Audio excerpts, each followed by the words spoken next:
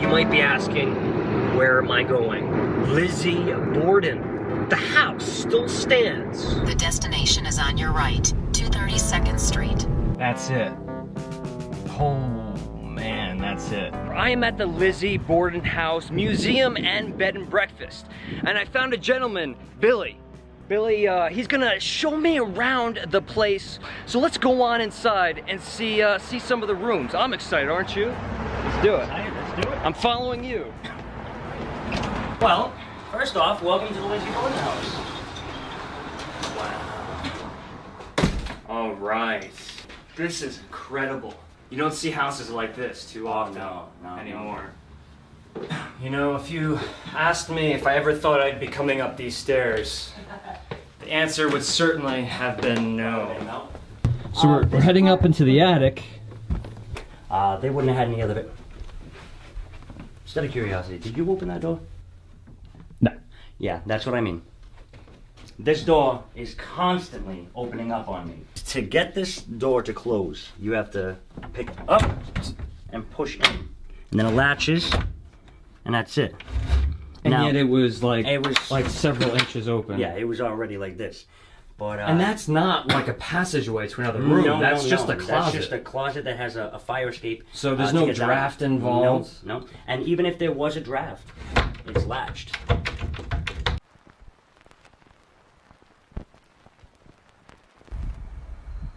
Did you guys read the title of this live video? Talk about spontaneous live videos. Do you ever sleep afraid at night when you visit these old places, or does nothing scare you? Oh my God. Something creepy really just happened, and I'll answer your question. I heard this bell chiming in the kitchen, and it seriously just made every hair on my neck stand up. And I can't explain why there is, but there's a cat in the kitchen. And it's gonna be a long night. Keep me in your prayers, keep me in your thoughts. Make sure that you at least hope that I'm safe tonight, because who knows? And they won't know. No one will know if someone happens until 10 a.m. tomorrow morning. This is House on Haunted Hill style. It's too late. I can't back out now. I cannot leave this house. I must stay.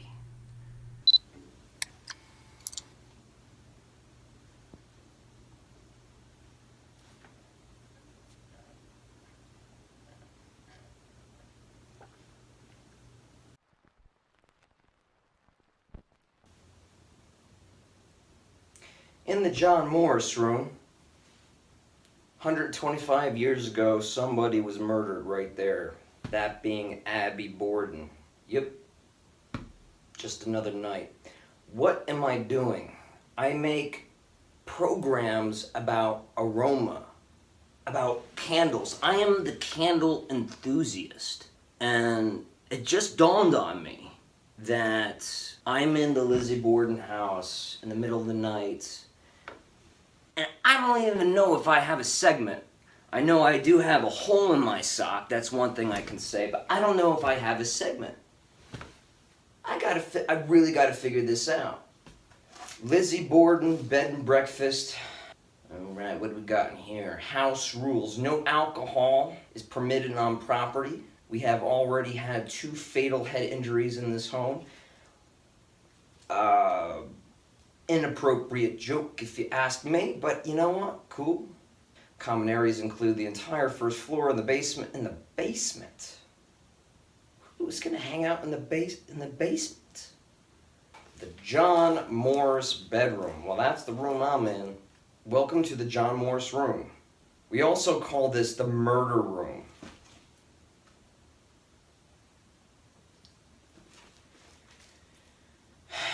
Because this is where Abby Borden met her demise. Oh, it just keeps getting better. Did you know, a little trivia here, did you know, the night of the murders, after Mrs. Borden's body was moved downstairs, Uncle John slept in this room. You know, it's starting to sound to me like Uncle John. It sounds to me like he committed the murders, or at least was responsible for committing the murders. All right, let's make a blog.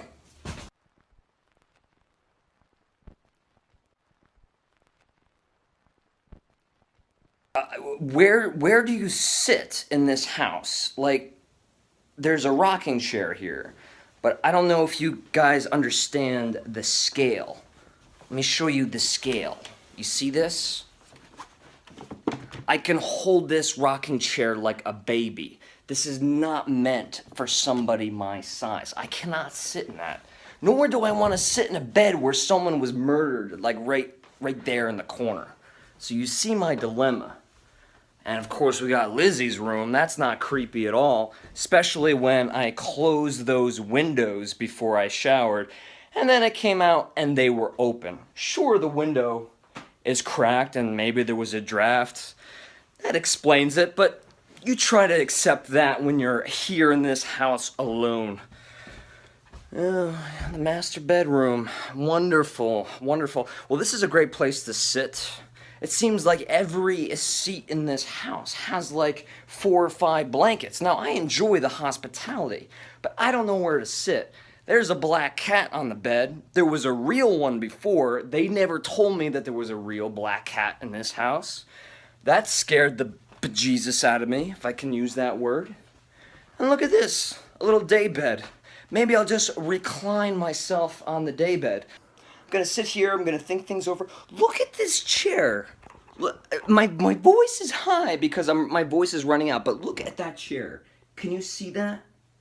Can you see that chair? It is not, it's that, right? You can't, how do you sit in, there's no place to sit in this house.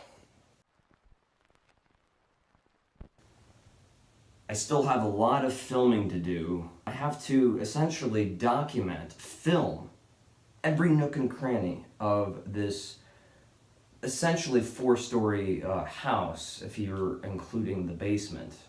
I gotta go in the basement. In fact, the morning of August 4th, around 11 a.m., when John Patrick Semachans. Rule number 1, always remember to bolt the doors. In fact, on the morning of August 4th, Number 1 rule, always bolt the front door. He rapped on the door like this, and the housemaid came to open the door. Bridget came to answer the door. Let John in. Let Andrew in. Number 1 rule.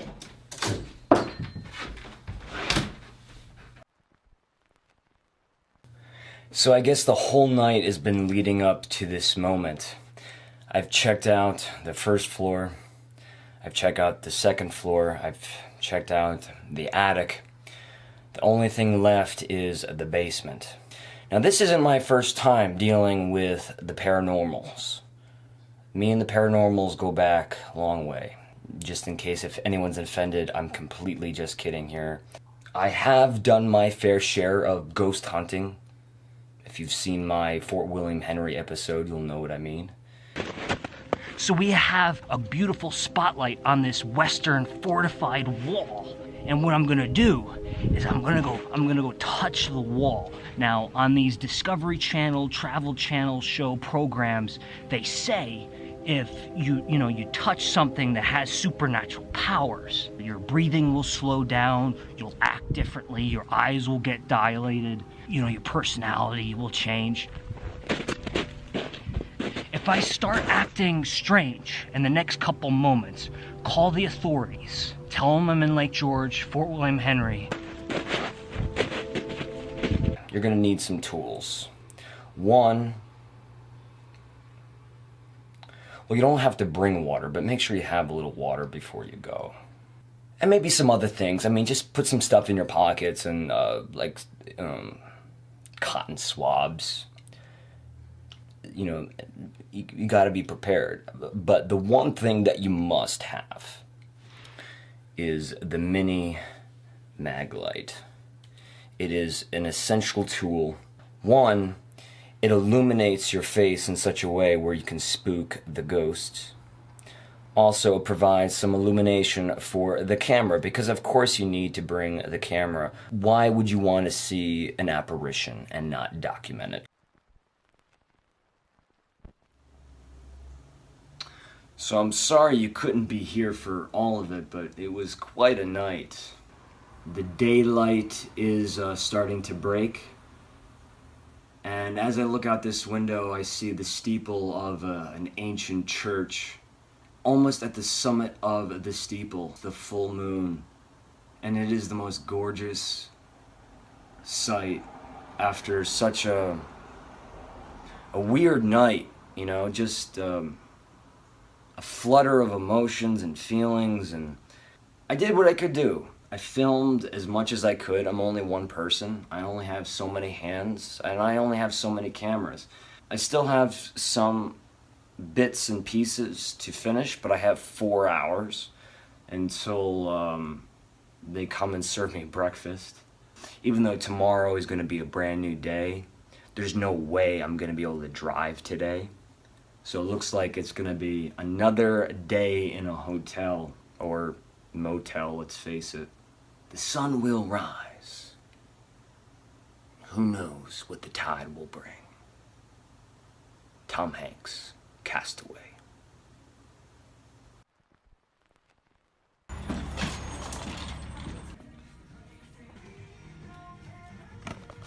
You guys are not gonna believe this. This is the second time I've done this in the past 2 weeks, where I've revisited a hotel after a bad experience, but they were the only folks who would let me in at a 10:30 check-in time. I'm sorry, folks, but you have to see this. What in God's name is this? This is an 8-foot square mirror. And not only that, but the view that I have is me in bed. What? I mean, this is why I need to document this stuff, because nobody would ever believe me. And look, if I want to edit a little later on tonight, I can sit here and pretend like I have a partner. Like, look at this. I can have a conversation with myself. So what do you think about that sequence? Should we put that in, or should we cut it out? What about dinner? What do you think about dinner tonight? Maybe some takeout, Chinese? There's a life-size me across from me